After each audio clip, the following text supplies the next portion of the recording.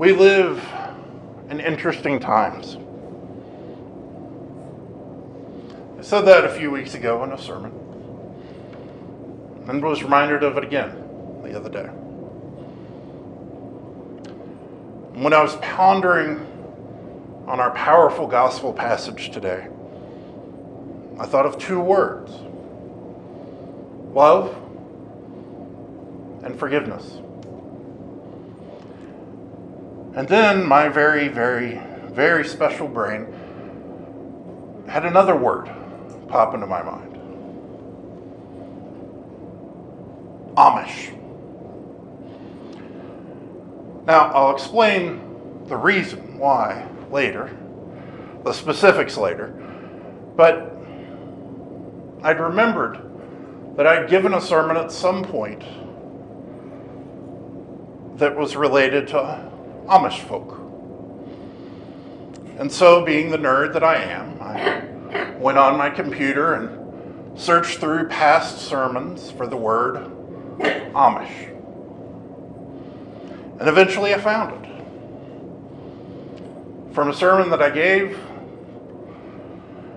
when I was in seminary 19 years ago.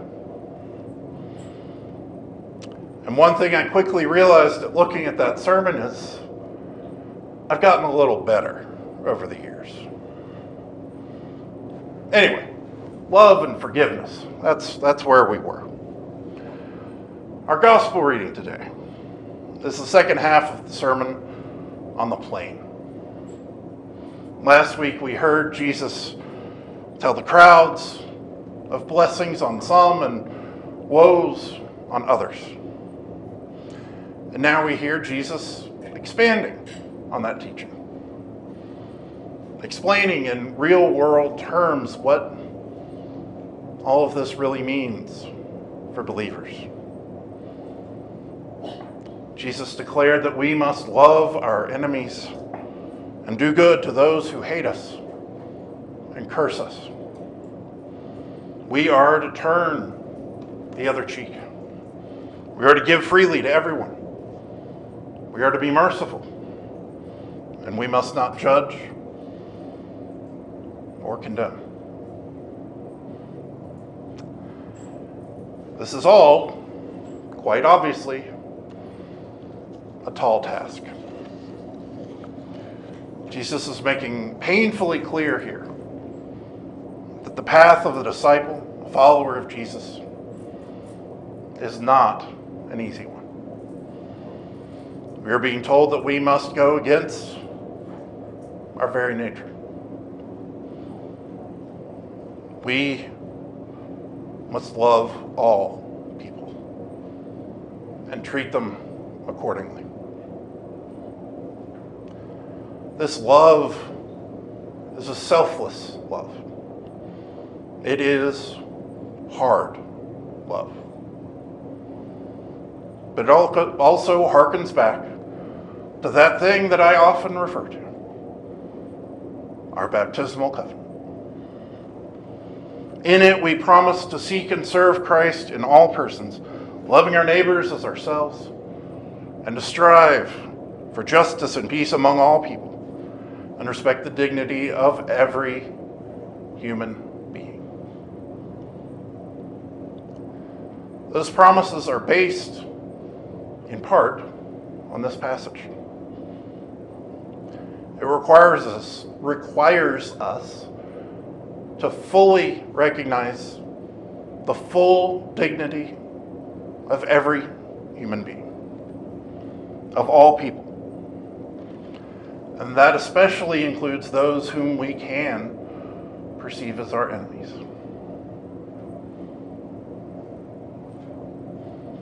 We must respect and love all people. Or as my notes say, must respect, love, and love all people. I left out the we. However, there's a very important caveat here. We promise to love our neighbors as ourselves and respect the dignity of every human being. Who does that include? Us, ourselves. That means we must love and respect ourselves. We too were made in the image of God. We too are loved by God. And that means that we must love and respect ourselves as well.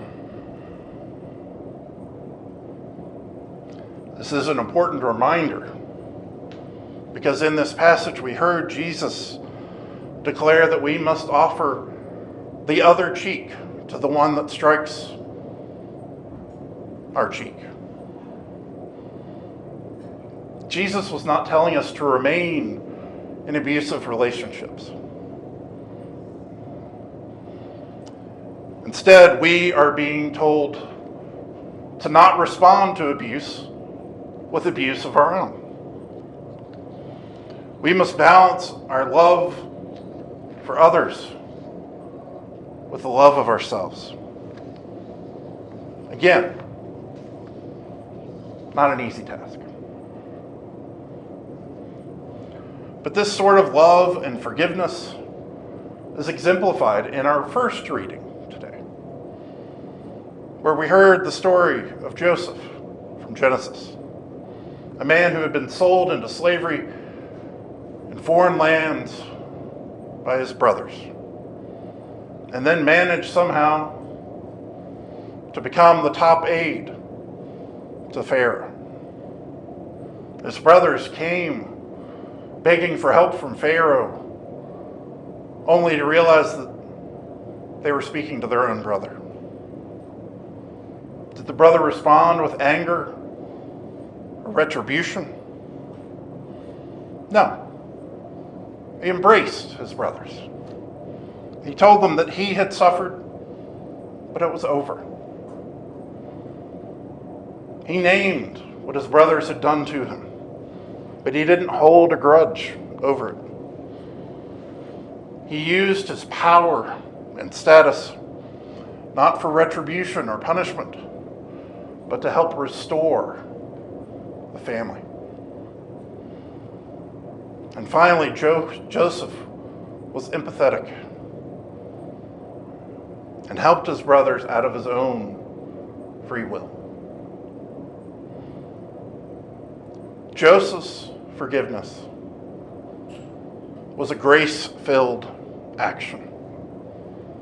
He loved and forgave his brothers,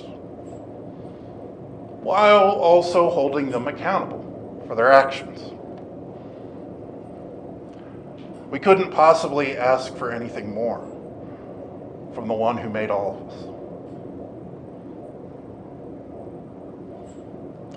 But what exactly does it mean to love our enemies? To love those who hate us?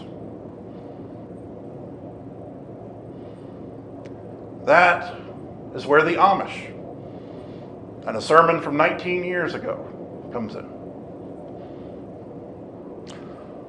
On October 2nd, 2006, there was a shooting at an Amish school in rural Pennsylvania that resulted in the death of 7, including the shooter.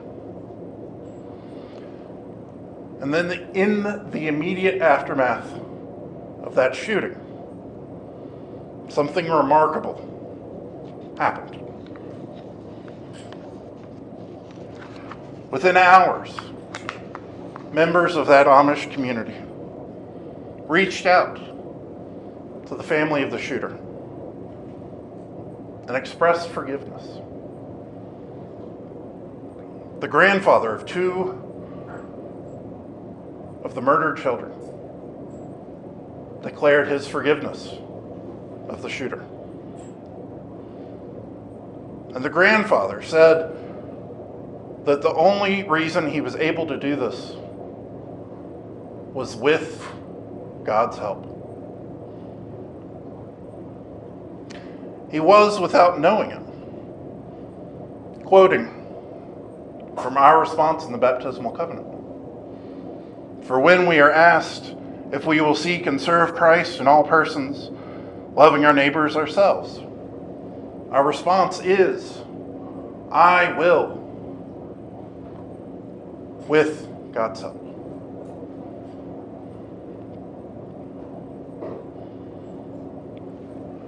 We must go against our human nature. As we all know, we are, at our core, selfish creatures. That is likely a survival instinct. But Jesus calls on us to do better, to be better. We are called on to follow Joseph's example and the example of that Amish community 19 years ago. We are to love and respect all people while also loving and respecting ourselves. Let us all consider how our world would be different if we are able to all truly love and respect one another. Conflicts around the world would cease. No one would go hungry or unhoused. It sounds like a pretty darn good world. Can we do this on our own? Can we do this overnight? No. But we can and must try. And do it with God's help. That is what Jesus is challenging us all to do with the Sermon on the Plain. And so, let us always remember to love. Let us all remember that love is to be our motivation in all things. Not fear, nor anger. And let us embrace God's endless grace and strive to be vessels of it to all. And we can, with God's help. Amen.